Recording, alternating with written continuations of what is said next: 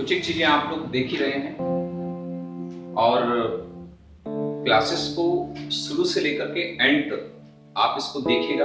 I promise competitive level की examinations तक बहुत सारी चीजें आपकी यहाँ पर क्लियर होने लगेगी और लॉकडाउन के बाद बहुत सारी एग्जामिनेशंस एक साथ बच्चों के सामने चैलेंज बन करके आने वाली है या आ ही रही है। एक बच्चे को एक ही महीने में कम से कम 2 या 3 एग्जाम भी देना पड़ सकती है। तो आप लोग सतर्क रह करके, अलर्ट रह करके इस टॉपिक को देखिए। आई प्रॉमिस कि आपकी बहुत हेल्प करेगा। अब इसी एडवर्ब में जो 5th नंबर की जो कॉन्सेप्ट जो मैं क्लियर करने वाला हूं, this is very very important. कई प्रकार से ये एग्जामिनेशंस में आती है, तो आइए मैं आपको समझा देता हूं। परीक्षा में ये आ सकता है आपका, अगर हाई लेवल के अगर आप एग्जामिनेशंस दे रहे हैं, लाइक सीजीएल एसएससी लेवल की बातें हैं, आपका सीपीओस की जो एग्जामिनेशंस हैं, पीओस की जो एग्जामिनेशंस हैं, वहां पर ये कंस्ट्रक्शंस किस तरीके से आते हैं ये मैं आपको समझा देता हूं। वो कह सकते हैं आपसे कि आप अपने इस कॉम्प्लेक्स सेंटेंस को सिंपल सेंटेंस में बदलिए। एक चीज कीप इन माइंड, जब कभी भी ऐसा हो तो कॉम्प्लेक्स सेंटेंस है, इसका मतलब वहां आपको कंजंक्शन हर हाल में देखने को मिलेगा। सो दैट, जब कभी भी सो दैट हो तो वो आपका कॉम्प्लेक्स सेंटेंस होगा। और अगर वो कहते हैं कि इस कॉम्प्लेक्स सेंटेंस को सिंपल सेंटेंस में बदलिए, तो इस सो दैट को रिप्लेस किया जा सकता है सिर्फ और सिर्फ किससे? टू से। एक चीज। सेकंड चीज फ्रेंड्स, इन केस अगर आपको वहां कंजंक्शन ये देखने को मिलता है सो दैट, तो याद रखिएगा ये रिप्लेस हो सकता है सिर्फ और सिर्फ किससे? टू एंड टू से। तो ये दो बहुत ही महत्वपूर्ण, बहुत ही इंपॉर्टेंट सेगमेंट हैं जिन्हें बहुत ही संजीदगी से आप लोग इन्हें यहाँ पर समझिए। तो आइए मैं इसे बहुत ही बेसिक लेवल से आपको समझाने का प्रयास करता हूं।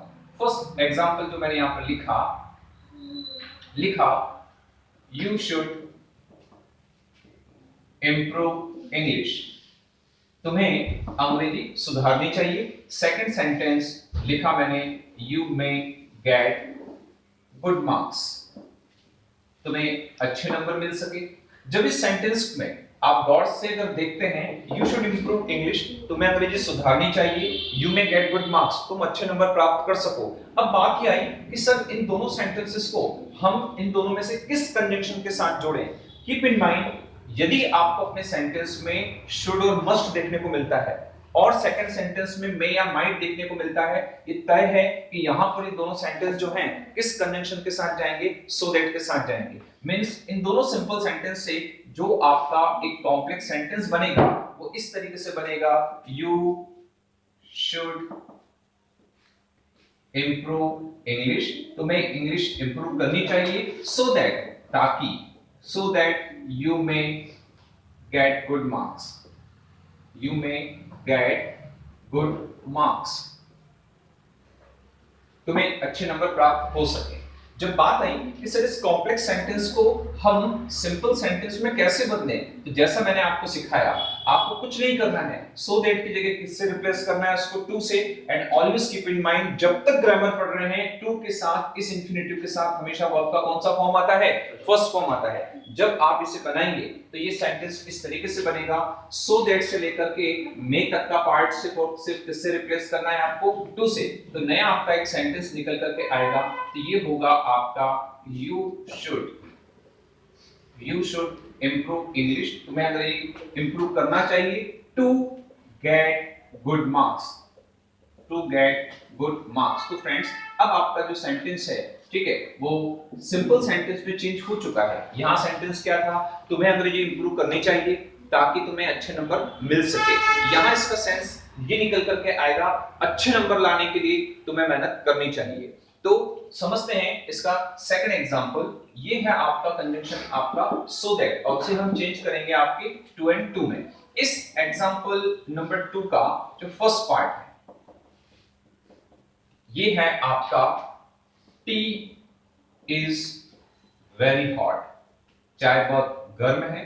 और सेकंड सेंटेंस इसका आई कांट ड्रिंक इट, मैं इसे नहीं पी सकता।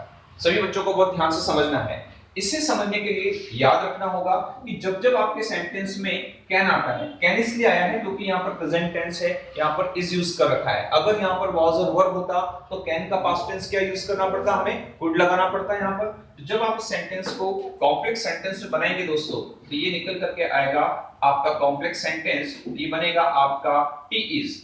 ये तीन एडवर्ब्स वेरी हुआ, मच हुआ, सो हुआ, क्वांटिटी को रिप्रेजेंट करते हैं, इसलिए आप इस कंजंक्शन सो दैट का एक पार्ट सो इसके साथ आएगा, तो बनेगा T is so hot that I can't drink it. I can't drink it, कि मैं इसे नहीं पी सकता। तो ये हमने यहाँ पर सो और दैट का इस्तेमाल किया इस कंजंक्शन का, इसलिए हमारा कौन सा सेंटेंस है, कॉम्प्लेक्स सेंटेंस। और इसी को अगर परीक्षा में मांग लिया जाए कि इसे सिंपल सेंटेंस में बदलिए, तो यही सेंटेंस आपको रिप्लेस करना होगा टू एंड टू से। और बहुत बड़ी इंपॉर्टेंट चीज जो वो ये है, इस टू एंड टू का मतलब होता है आपका इतना कि नहीं, इतना कि नहीं। मतलब दोस्तों इसमें ऑलरेडी नेगेटिव सेंस है, ऑलरेडी टू एंड टू में नेगेटिव सेंस है, इसलिए इसके साथ कभी भी negative sense no not never use नहीं करना है। टू एंड टू कभी भी आएगा आपके सेंटेंस में सिर्फ और सिर्फ कौन सा सेंस होगा, पॉजिटिव सेंस होगा, उसके साथ नो नॉट नेवर को हमें हटाना होगा। जब सेंटेंस बनेगा तो निकल करके आएगा टी इज, ये रिप्लेस होगा सो हॉट, तो सो की जगह पर आएगा टू और बनेगा टी इज टू हॉट। और दैट से लेकर के पूरा नेगेटिव सेंस हटाना है, क्योंकि अभी मैंने बताया कि टू एंड टू में ऑलरेडी नेगेटिव सेंस होता है, तो ये बनेगा आपका सिर्फ टू। तो tea is too hot to drink it, चाय इतनी गर्म है कि उसे नहीं पिया जा सकता। तो कीप इन माइंड कि परीक्षा में जब कभी भी आपका जो सो दैट इस तरीके से चिपका हुआ अगर आता है, कंबाइंड रहता है, तो उसे सिर्फ रिप्लेस करेंगे आप टू से। और दोस्तों अगर आपको सो और दैट इस तरीके से अगर स्प्लिट दिखते हैं, तो वहां आपको से रिप्लेस करना पड़ेगा टू एंड टू से। अब अगली कड़ी में मैं आपसे बातें कर लेता हूं कि आखिर मैंने इस अकेले एक एडवर्ब टू को समझाने के लिए मैंने इतनी बातें आपसे क्यों की। तो आइए मैं समझाता हूं आपको अगली कड़ी में। तो आइए, इतना सारा लंबा प्रोसीजर एक छोटी सी चीज को समझाने के लिए मुझे बताना पड़ा, और निश्चित तौर पर ये स्कूलिंग लेवल पर भी बहुत ही इंपॉर्टेंट चीजें मैंने आपसे डिस्कस की है। एक्चुअली फ्रेंड्स मेरे पास है दो एडवर्ब्स हैं, एक मेरे पास एडवर्ब है मेरा टू, और एक एडवर्ब होता है इसी के साथ चलता है आपका वेरी। तो आखिर इन दोनों में डिफरेंस क्या था? टू अगर अकेला अगर आता है, ध्यान से समझिएगा, अगर टू अकेला है तो उसके साथ हमेशा आपके नेगेटिव एडजेक्टिव्स या एडवर्ब का आपको इस्तेमाल करना पड़ेगा। ठीक है, आई एम टू हैंडसम मैं नहीं बोल सकता, आई एम टू इंटेलिजेंट ये मैं नहीं बोल सकता, I am too glad to meet you मैं ये नहीं बोल सकता। ये सारी चीजें जो कि पॉजिटिव सेंस में है, मुझे बोलना पड़ेगा I am too dull, it is too hot, it is too difficult, it is too ugly. इस तरीके से नेगेटिव सेंस एक्चुअली हमें इसमें यूज करना पड़ेंगे। तो याद रखिएगा, अगर कोई सेंटेंस ऐसा आता है I am too glad to meet you, कि मैं आपसे मिलकर काफी खुश हूं, तो ग्लेड जो है आपका ये पॉजिटिव सेंस रखता है। और मैंने अभी बताया आपको कि टू के साथ कभी पॉजिटिव सेंस नहीं आता दोस्तों, तो यहां आपको किसका इस्तेमाल करना पड़ेगा? आपको यहां पर यूज करना पड़ेगा वेरी का। ठीक है, I am very glad to meet you, कि मैं आपसे मिलकर के बहुत प्रसन्न हूं, इस सेंस में। One more example, question number 20 is too easy। Question number 20 जो है वो बहुत आसान है, लेकिन जैसा मैंने आज आपको पढ़ाया अब गलती नहीं होनी चाहिए। तो question number 20 is too easy। Easy जो है आपका पॉजिटिव सेंस है ना, इंटरेस्टिंग आपका पॉजिटिव सेंस है, कंस्ट्रक्टिव आपका पॉजिटिव सेंस है। तो इजी की जगह अगर डिफिकल्ट होता तो टू चल जाता, अगर ये नहीं है तो यहां भी आप लोगों को कॉम्पिटिटिव एग्जामिनेशंस में इसे चेंज करके क्या लगाना पड़ेगा, यहां पर एडवर्ब के तौर पर आपको वेरी लगाना पड़ेगा। तो क्वेश्चन नंबर 20 इज वेरी